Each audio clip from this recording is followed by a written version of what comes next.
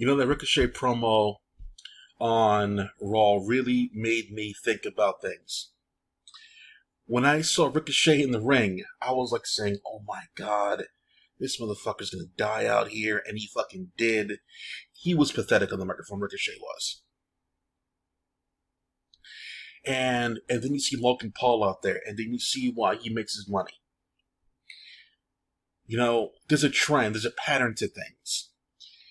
What works back then works now still. It's the same old formula. You tweak it a few things, you make it more palatable for modern audiences, and it will still work.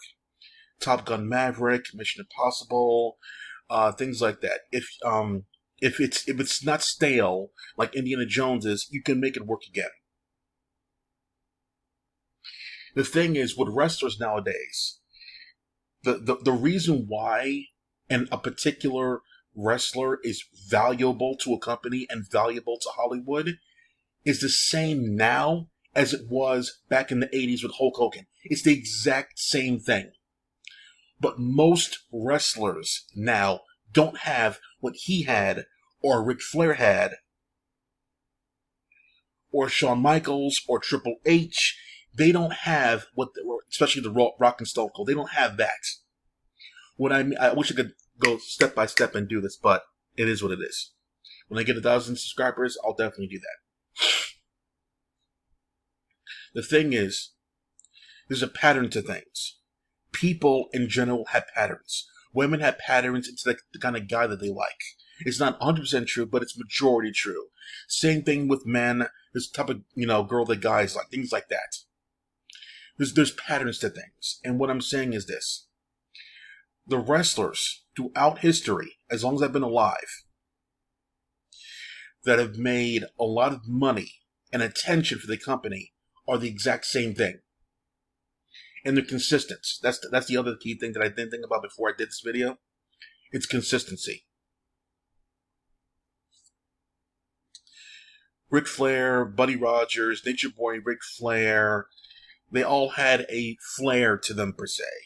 Bret Hart had a flair, Shawn Michaels had a flair, Stone Cold had a flair. What I mean is this: Seth Rollins nowadays has a flair. Even Randy Orton to an extent had a flair. Undertaker had a flair as well. There's things that you need in order to succeed in the WWE and wrestling in general. And that's what the entire roster of GCW doesn't. Even though I love Nick Gage to death, he doesn't have it overall. He can't entertain. He's not very charismatic when it comes to the mass appeal. And that's something that's not difficult. That's not something not easy to attain. I knew LA Knight or Eli Drake had it when I saw him in Impact Wrestling. I knew I was because so back in when Drew Galloway first came to Impact Wrestling with his other two guys there, the tag team guy from God and Eli Drake. I had no idea who those two guys were. I had no idea who they were. I do now, obviously many years later, but I knew the tag team guy from God. He can't talk for shit, but his brother could. But they brought the guy who can't talk in, and what a surprise! The guy who could talk well, is doing well in Japan still, while his brother is gone. They were tag team for a really long time after that, but his brother, who can talk really well, who's very charismatic, he's still there while his brother's gone. The problem with the brother in God who can talk well is the fact that his in-ring work isn't the best. The thing with Will Ospreay is missing, I think, one key thing, and it's one small thing he could tweak to become the greatest of all time in basically all. However, there's caveats with that as well. And I'll tell you right now, because Will Ospreay is pretty hot. Will Ospreay has the in-ring style that's reminiscent of Shawn Michaels, and that's something I don't say very often. And he has the charismatic work to really be intense on the microphone, better than HBK. Probably the same level as Bret Hart. The intensity is there. The issue with the issue with Will Ospreay is that he doesn't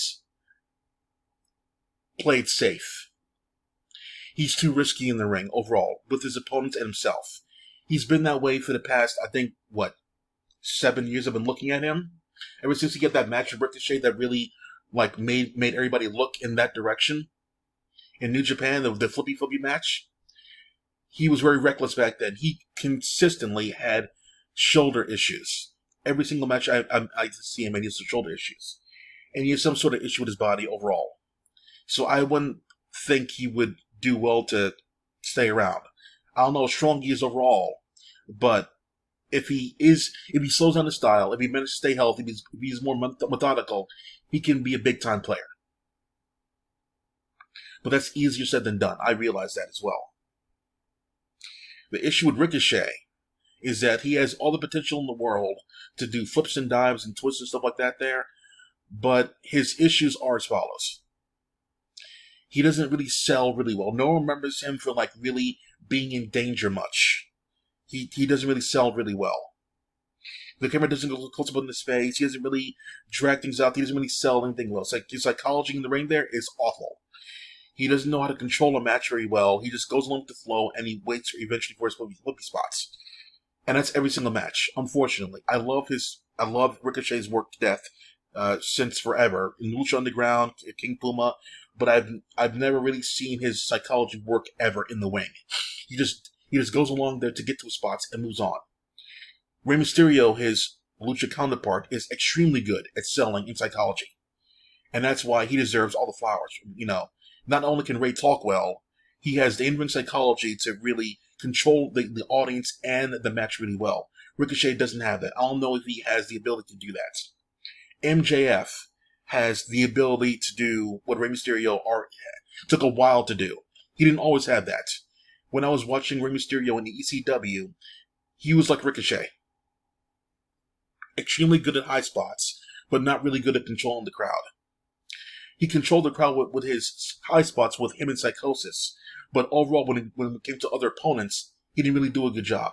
Now Rey can go in there with anybody and have a really good job, a really good match with them, akin to AJ Styles. AJ Styles, back in TNA's early beginnings, he had the ability to control a match and to control the crowd. He was, what he says he is now, phenomenal. AJ never lost the ability to control the crowd really well, and AJ, I believe it was about a decade ago, he said one thing only, and that was, if he can tell his opponents one thing only, sell. When he hits you, sell it. When he gets hit, he sells it. To pull the audience in. It's a very important trait that not many people have. Dolph Ziggler understands this very well. However, he can't really talk really well, and his overall psychology in the ring isn't that great. It's good when it wants to be, but it's not that good. Let's think about The Miz. Miz's in-ring psychology is good, but his selling is absolutely horrendous. No one remembers Miz being in danger much there because he's very stiff. He's a board in the ring. He doesn't really do anything. The thing with Logan Paul is he's decent. He's not great on the microphone, but he's really, really good in the ring. Psychology-wise, not really impressed by it, but he's really good in the ring. He'll definitely get a lot of eyeballs on it because of the way he looks. His flair, if you will, his costume, if you will, is really cool. And that's the thing most wrestlers now don't have. You need to be able to control yourself in the middle of the ring to not do all the flippy stuff that'll get you injured for 3-4 months or like Daniel Bryan. You need to control yourself at a good pace in order to make sure that you're able to do this night in and night out. Hulk Hogan got this. Ric Flair got this. The Nature Boy Buddy Rogers understood this. Eli Drake understands this as well. Miz understands this. You need to be able to flare with your costume and then not go crazy in the ring because we want to be able to bring you out there as much as possible so we can put storylines in you and sell other people and sell yourself, things like that. It's very important. You need to have a long run style when it comes to wrestling. And most of them don't get that. Seth Rollins nowadays, he understands that he needs to slow down. And he's not doing the high spots as much anymore. Only on big matches he does the stuff, which is exactly what you should be doing. Seth can pull you in with the microphone. His psychology is fucking top tier in the ring, by the way. Roman Reigns' psychology now is top tier. Because he's not doing the hoo-ha and the gun cocking bullshit with his arm. He's not doing that bullshit anymore. He's bringing you in by talking like to the like near the camera and talking to the audience like yeah! He gets the psychology now. It's perfect the way he does things. His selling is really good. Also, by the way, so not right now. Roman Reigns is the guy. He's the charismatic thing that you're looking for in a wrestler. Now he is. It took a long time, but yeah, he's there now. He's not going to blow you away with his in-ring work at all, but he doesn't need to because his psychology is there and his selling is there. He doesn't need to do the high spot offense stuff there. His defense and psychology is really good. It's top tier, by the way. He scurries across the ground there. His intensity, the look in his eyes when you do something off on him. He gets it. He gets the camera work. He gets it now. He's being taught well, so now he gets it. Seth Rollins is the same thing. Seth Rollins' offense and defense and psychology is all top tier. So he has all three. He has the whole three trifecta. Looking at the screen over here, you see Darby Allin and Nick Wayne. Darby Allin is only good at one thing: offense. His defense, actually, his defense is pretty good, but his offense is way, way better than his defense.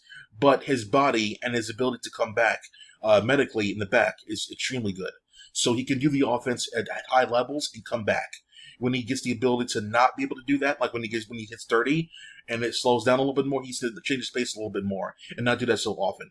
So Darby gets that, but his mic work, he's not going to do that one. His flair is excellent. The half face paint and the pants looks good, so he can bring him in with the look. But overall, he's good, but he's not great. So I didn't see the Nick Wayne match yet. So, I have seen Nick Wayne on the Independents. I've seen him in GCW, and he is as good as Darby says he is. I was like, holy shit, who the fuck is this kid? And, yeah, he's really good. So I'm very impressed with him. Commander's good. Vikingo, he's great as well. So, you got a lot of great wrestlers in AEW, but they can't talk people into the building. That's the main thing. You need to be able to talk people into the building, number one, and then you get a world title like MJF. So I doubt Nick Wayne's style is going to change. He's going to keep doing flippy stuff. He's going to keep doing that. I remember Nick Wayne actually fought Will Ospreay in a GCW show in New York, in the New York area. It was one hell of a match. You have no fucking idea, bro. It was ridiculous. It was about 15, 20 minutes. Just amazing. Going all over the damn place. It's ridiculous. After the match, Will Ospreay gave him some props, and that was that. So, I'm looking forward to seeing this match here to see how he entertains the AEW universe per se. So I'm gonna go do that right now. That's it for now. Clack off.